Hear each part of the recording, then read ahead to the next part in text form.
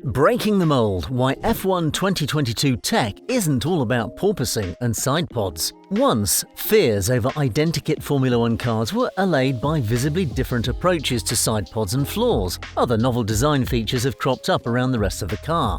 Let's take a look at some of the more interesting solutions we've seen so far, which might be registering on the radar of other teams, or has already influenced the design of aerodynamic updates up and down the grid. The regulations permit teams to use a beam wing arrangement for the first time since 2013, again this season, with designers able to utilize two elements for both structural and aerodynamic purposes. Designers had followed the expected convention, with the two elements placed in series in order that they almost work as one larger surface.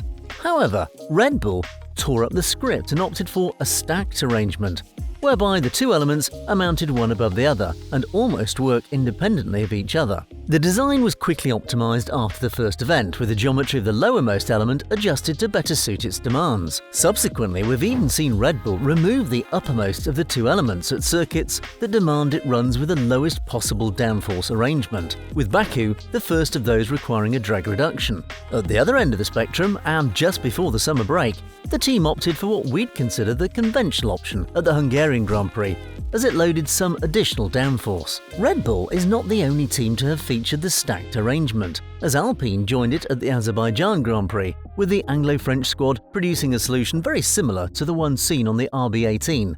Since the second event of the season, the design scope of the front wing has been heavily curtailed over the course of the last few years, as the governing body has continuously sought ways in which to reduce the ability to generate outwash. Even with the introduction of much more prescriptive regulations this season, designers are still eagerly searching for ways to circumvent their intent. Mercedes' approach is the most extreme example we've seen so far, with the team finding a means to push the wing profiles as far forward as possible where they connect to the lower section of the end plate. Having made this change at the Miami Grand Prix, the team went on to alter the position of the dive plane at Silverstone, lowering the element in order that the various flow structures in that region interacted with one another in the desired manner. At the other end of the car, we've seen a fair amount of variation in terms of how the teams are dealing with the new rear wing design, not only in the distribution methodology of the main plane, but also in the transition between the flaps and the end plate. Aston Martin upped the ante in Hungary with a design that has a little more in common with the old-style end plate design than the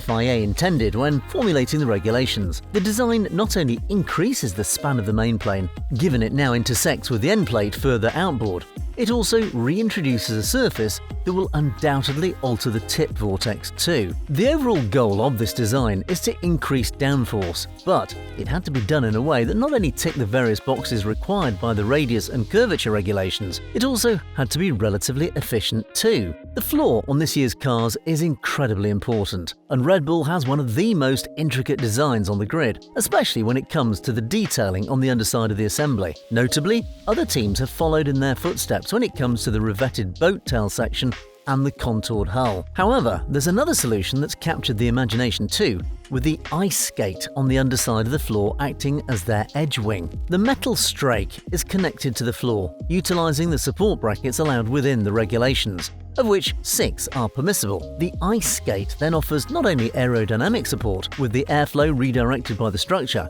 it also allows that the section of the floor to run closer to the track's surface without fear of the floor being damaged. Both Ferrari and Alpine have since introduced their own variants of the ice skate solution, suggesting that Red Bull had found a performance-enhancing solution that was relatively easy to understand and apply. As part of its update package introduced at the British Grand Prix, Mercedes performed some interesting corrective surgery around the front suspension elements, bulking out the chassis volume to help improve flow conditions close to the W13's body. This falls in line with the team's flow conditioning objectives, given the sidepod solution it's opted for, and also required the chassis canards ahead of the sidepod and the floor geometry and fences to be altered in order to fully exploit the volume changes, whilst the bib wing was also reoriented. The designers also added fillet extensions to the suspension fairings too, resulting in the entire region acting as more like one larger flow conditioner.